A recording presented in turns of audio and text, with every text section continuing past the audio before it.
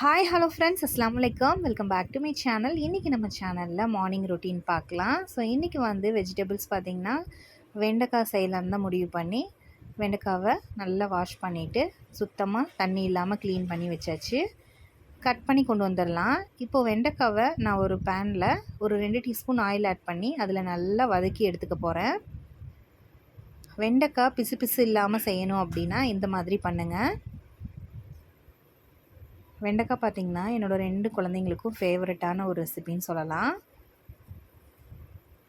அடிக்கடி படிக்கிற குழந்தைங்களுக்கு அடிக்கடி செஞ்சு கொடுங்க வெண்டைக்காய், வல்லாரக்கீரை இதெல்லாம் பார்த்திங்கன்னா குழந்தைங்களுக்கு வந்து ஞாபக சக்தியை அதிகப்படுத்தும் அப்படின்னு சொல்லுவாங்க. ஸோ வெண்டைக்காவை இதில் நல்லா ஃபஸ்ட்டு வதக்கி எடுத்துக்குவோம்.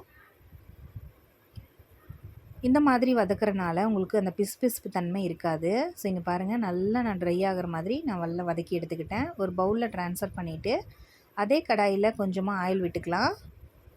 ஆயில் ஹீட் ஆனோடனே கொஞ்சம் போல் கடுகு, அதுக்கப்புறம் பார்த்திங்கன்னா கருவேப்பிலை, கொஞ்சம் கடலைப்பருப்பு இது சேர்த்து நல்லா ஃப்ரை பண்ணிக்கிட்டு கொஞ்சம் போல் வெங்காயம், அதிகமாக வெங்காயம் தேவைப்படாது, கொஞ்சமாக இருந்தால் போதும். வெண்டைக்காய் பொரியலுக்கு நிறைய வெங்காயம் தேவைப்படாது.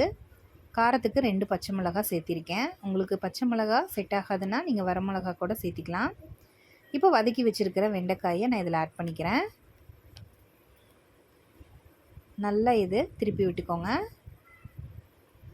தேவையான அளவு உப்பு ஆட் பண்ணிக்கிறேன். நீங்கள் இதில் வேணும்னா காரத்துக்கு மிளகாத்தூளோட சேர்த்திக்கலாம். இது கொஞ்சம் வதங்கட்டும். சிம்மில் வச்சுட்டு நான் வந்து பச்சை பயிறு வேக வச்சுருந்தேன். 3 தக்காளி, 2 பச்சை மிளகாய், ஒரு 4 பல் பூண்டு, 4 பல் வெங்காயம், கொஞ்சம் மஞ்சத்தூள் தண்ணி விட்டு வேக வச்சு தண்ணியை வந்து ஃபில்ட்ரு பண்ணிவிட்டு பச்சை பயிறு இந்தளவுக்கு வேக வச்சு எடுத்திருக்கேன்.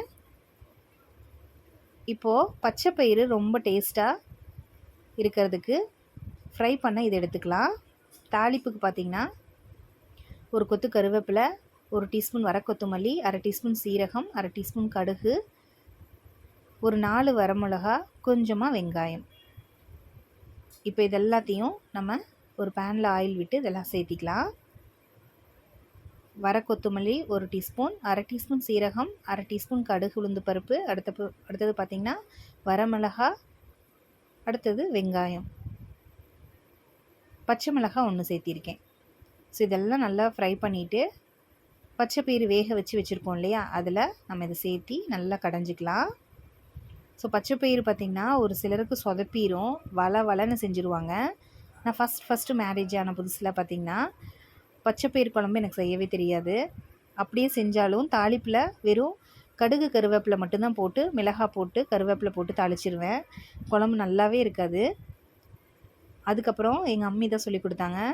அவங்கக்கிட்ட கேட்டு தான் தெரிஞ்சுக்கிட்டேன். இந்த மாதிரி தாளித்து கொட்டினீங்க அப்படின்னா குழம்பு ரொம்ப டேஸ்ட்டாக இருக்கும். தேவையான அளவு உப்பு ஆட் பண்ணிவிட்டு நம்ம இதை கடைஞ்சிடலாம். இப்போ அதுக்குள்ளே வெண்டைக்காய் பார்த்திங்கன்னா நல்லா வதங்கி வந்துருச்சு. 1/2 கப் தேங்காய் துருவி வச்சுருக்கேன், அதை நம்ம போட்டுக்கலாம். இது நல்லா திருப்பி விட்டுட்டு நம்ம ஸ்டவ் ஆஃப் பண்ணிட வேண்டியது தான். வெண்டைக்காய் பொரியல் சூப்பராக ரெடி ஆயிடுச்சு.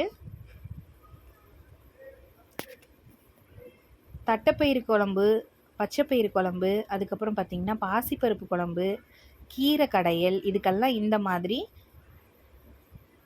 தாளிப்பு கொட்டி செஞ்சு பாருங்கள், ரொம்ப டேஸ்ட்டாக இருக்கும். இது நான் வந்து கடைஞ்சிட்டு வந்துடுறேன். எப்பயுமே கீழே வந்து ஒரு மேட் வச்சுக்கிட்டு நம்ம காலில் வச்சு உட்காந்து நம்ம கடைஞ்சிக்கிட்டோம் அப்படின்னா குழம்பு சூப்பராக கடைஞ்சி வந்துடும். ஒரு சிலர் வந்து மிக்சியில் வந்து அரைச்சிக்குவாங்க, அது ரொம்ப வளவலன்னு ஆயிரும். இந்த மாதிரி மத்து வச்சு கடைஞ்சிக்கோங்க. இங்கே பாருங்கள், கடைஞ்சிட்டு தேவையான அளவு நம்ம தண்ணி வந்து ஃபில்ட்ரு பண்ணி வச்சுருக்கோம்னா அந்த தண்ணியை இதில் சேர்த்திக்கலாம். ரொம்ப டேஸ்ட்டான பச்சைப்பயிறு குழம்பு ரெடி ஆயிடுச்சு. ஸோ லன்ச் ரெடி ஆயிடுச்சு. ஸோ லன்ச் நான் பேக் பண்ணிகிட்ருக்கேன். ஸோ பச்சைப்பயிறு குழம்பு தாளிப்புக்கு நான் வீடியோ போடுறேன், கண்டிப்பாக மறக்காமல் பாருங்கள். பச்சைப்பயிறு குழம்பு, அதுக்கப்புறம் பருப்பு கடையல், இதெல்லாமே கடையல் வந்து செய்யும்போது இந்த மாதிரி தாளிப்பு கொட்டினீங்க அப்படின்னா செஞ்சு கொட்டினீங்கன்னா உங்களுக்கு குழம்பு வந்து ரொம்ப டேஸ்ட்டாக இருக்கும். இது வந்து சப்பை குழம்புன்னு கூட சொல்லுவாங்க. உடம்பு சரியில்லை அப்படின்னா நம்ம வந்து பத்திய சாப்பாடு இந்த மாதிரி செய்யும்போது, அதாவது புளிப்பெல்லாம் சேர்த்தாமல் செய்வோம் இல்லையா, பச்சைப்பயிறு, தட்டைப்பயிறு, அதுக்கப்புறம் பார்த்திங்கன்னா பாசிப்பருப்பு, அதுக்கப்புறம் உப்பு பருப்புன்னு இந்த மாதிரி செய்வோம். ஸோ அந்த குழம்புக்கெல்லாம் தாளிப்பு இந்த மாதிரி சேர்த்தி செஞ்சிங்கன்னா உங்களுக்கு அது சப்பை குழம்பு மாதிரியே இருக்காது, ரொம்ப டேஸ்ட்டாக இருக்கும். ஸோ கண்டிப்பாக இந்த தாளிப்புக்கு இதே வீடியோவை நான் வந்து அதை தட்டைப்பயிறு பச்சைப்பயிறு மட்டும் எப்படி கடையிறதுன்னு நான் வீடியோ போடுறேன். கண்டிப்பாக மறக்காமல் பாருங்கள். ஸோ இப்போ லஞ்ச் பேக் பண்ணிட்டேன் 2 பேத்துக்குமே, பெரியவனுக்கு சின்னவனுக்கு அப்படின்ட்டு. சின்னவனுக்கு சிங்கிள் பாக்ஸ் தான். அவன் குழம்பு ஊற்றி தனியாக சாப்பிட தெரியாது அவனுக்கு, எங்கேயாவது சிந்திடுவான். ஸோ அதனால் அவனுக்கு வந்து நான் ஒரே பாக்ஸில் போட்டு அவனுக்கு வந்து அதுலேயே நான் கலந்து கொடுத்துருவேன். ஸோ எடுத்த உடனே அவன் என்ன பண்ணிக்குவான் அப்படின்னா அதை ஸ்பூன் எடுத்து சாப்பிட ஆரம்பிச்சிடுவான். இல்லை அப்படின்னா அதை கொட்டிடுவான். டேஸ்ட்டுக்காக கொஞ்சமாக நெய், பச்சைப்பயிறு தட்டைப்பயிறு உப்பு பருப்புக்கெல்லாம் ஒரு டீஸ்பூன் நெய் சேர்த்து கலந்து கொடுத்தோம் அப்படின்னா ஹெல்த்தியும் கூட, ரொம்ப டேஸ்ட்டாகவும் இருக்கும். ஸ்நாக்ஸுக்கு பெரியவனுக்கு பார்த்திங்கன்னா கொய்யாப்பழம், சின்னவனுக்கு வந்து ஆப்பிள் இருந்தது. ஆப்பிள்னால் அவனுக்கு ரொம்ப பிடிக்கும், அதனால் ஆப்பிள் கட் பண்ணி போட்டுடலாம் அப்படின்ட்டு.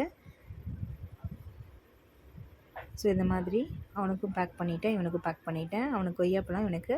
ஸோ இன்றைக்கான லஞ்ச் ரெசிபி இந்த வீடியோவில் நம்ம பார்த்தாச்சு. நெக்ஸ்ட் டே வீடியோவில் நெக்ஸ்ட் லஞ்ச் ரெசிபி என்னன்னு பார்த்துடலாம். ஸோ ஏதாச்சும் ரெசிபிஸ் வேணும்னா மறக்காமல் சேனலில் கமெண்ட் பண்ணுங்கள். தேங்க்ஸ் ஃபார் வாட்சிங்.